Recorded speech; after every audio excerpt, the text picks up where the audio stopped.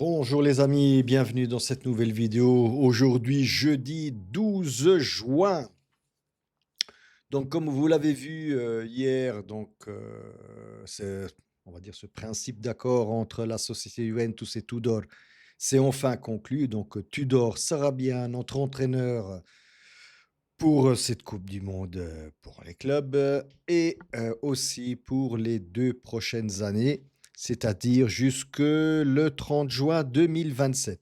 Je pense que la signature du contrat se fera avant que les joueurs et Tudor partent pour les US. Ils partiront samedi matin, si je ne me trompe pas, mais je pense que, voilà, que la signature se fera avant qu'ils partent. Alors, que dire de cette décision? Quelque part, je vous l'avais dit, hein, que pour moi, Tudor allait rester, au-delà, de cette coupe du monde, FIFA. C'est clair, vous le savez tous, c'était pas le premier choix de la Juve, enfin, de l'ancienne diri on va plutôt faire ce n'était pas le premier choix de l'ancienne dirigeance de la Juve, hein, Scanavino, Calvo et tout ça, et Babbo Natale aussi, comme je l'appelle souvent aussi. C'est clair que le premier choix, était Antonio Conte, qui lui, sans doute, voyant ce qui allait se passer à la Juve, au niveau, sociétaire, qu'il y aurait eu, des ajustements, que Comolli entrait en jeu et tout ça. Je pense qu'à un moment donné, il s'est dit: «Ouais, je vais rester à Naples et je vais essayer de bien faire à Naples avec, nuovi rincalzi, avec des nouveaux joueurs, avec de bons joueurs à Naples. Il faut savoir que Naples, a pas mal d'argent à dépenser, dans le mercato. D'ailleurs, vous l'avez vu, l'annonce de Kevin De Bruyne, à Naples, qui devrait arriver aujourd'hui pour, signer le contrat. Donc je disais, voilà, on savait tous que Tudor n'était pas le premier choix. Après, quand Conte a dit non, il y a eu des rumeurs Gasperini. Franchement, moi, je n'y crois pas du tout. Je ne pense pas que la société Juventus ait pensé franchement à Gasperini. Ça, c'est que les rumeurs des médias pour créer un peu de hype autour de Gasperini. Mais Gasperini avait déjà choisi. D'ailleurs, on l'avait vu le jour même à Rome pour signer avec la Rome. Il était aussi question de Mancini à un moment donné. D'ailleurs, Mancini l'a déclaré, hier ou aujourd'hui, qu'en effet, la société Juventus, l'avait appelé. Mais, en fait, il n'a pas dit exactement s'ils l'ont appelé dernièrement, donc ces 2 3 dernières semaines, ou c'était lorsqu'on a limogé, Thiago Motta pour prendre Igor Tudor. Ça, il ne l'a pas dit. Il a seulement dit que la Juventus, l'avait appelé. Heu, Maintenant, que dire sur, Igor Tudor? Ben, OK, il va signer son contrat, il sera notre prochain entraîneur pour les prochaines, saisons qui viennent, hein, je l'ai dit, jusqu'au 30 juin 2027. On verra on verra ce que Tudor va amener à cette Juventus, hein. Il ne faut pas oublier aussi que, Igor Tudor, certes, a pris en cours de route la Juventus, mais il le disait clairement durant les conférences de presse, qu'il aurait besoin de quelques joueurs, en plus. Donc on verra bien au niveau mercato ce qui va se passer à partir du 1er juillet. Sans doute, il y aura des joueurs qui partiront, et par là, je pense à un Vlahovic, à un Nico Gonzalez, sans doute peut-être aussi un Bangula, un Gatti. Attention à Gatti, peut-être que enfin lui, il a exprimé la volonté de rester, mais voilà, je ne sais pas. Un Pinsoglio ou Allegri, pardon, Allegri l'a appelé, au Milan. Il faut savoir que, pas Pinsoglio, Perin, pardon, désolé. Perin, sans doute partira à Milan parce qu'Allegri l'a appelé. Perin a 31 ans, donc je pense qu'il veut terminer un peu sa carrière en tant que 1er gardien quelque part. Donc c'est une excellente occasion pour lui. Donc voilà, il y aura pas mal, de joueurs, qui seront mis sur le marché post-mondial, hein, bien sûr.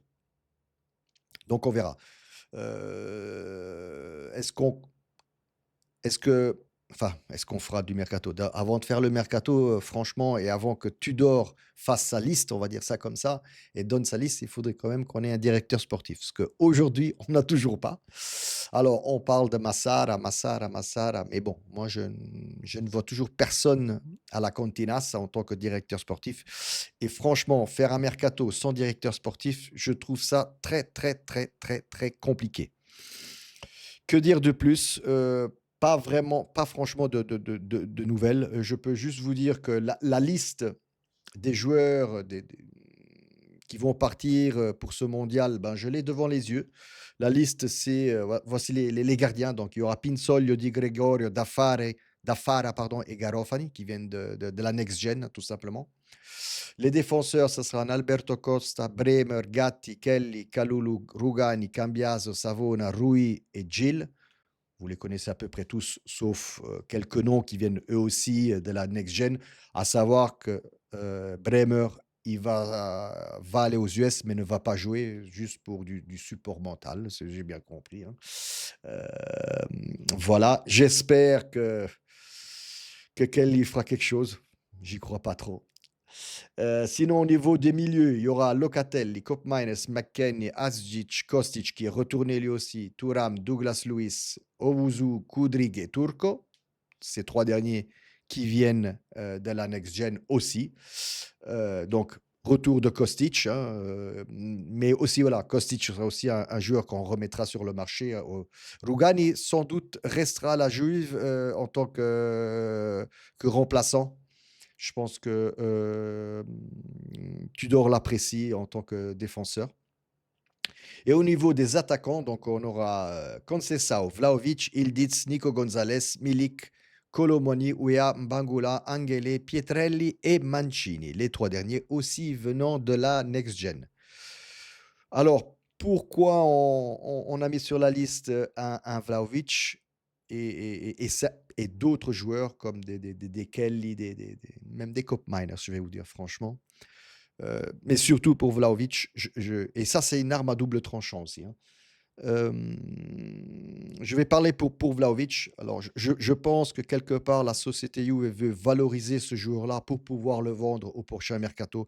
Je pense que c'est clair que la Juve ne veut pas le garder, surtout, et je le redis dans toutes mes vidéos par rapport à son gros salaire de 12 millions par an. Je sais qu'aujourd'hui, normalement, il y aurait dû avoir un face-à-face entre Comolli et l'agent de Vlahovic. Je ne sais pas ce qui est sorti de là. Peut-être dans les prochaines heures, on aura un peu plus de vision, heu, de ce côté-là.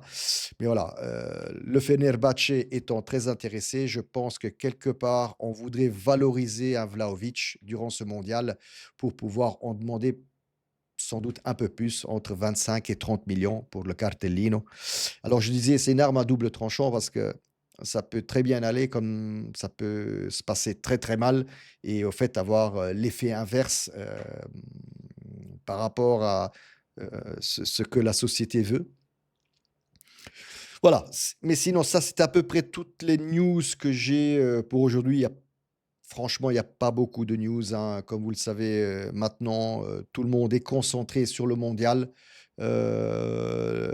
El Khan, son fils, hier sont allés à la Continas, aller, voir un peu tous les joueurs, avec Comolli, hein, aussi.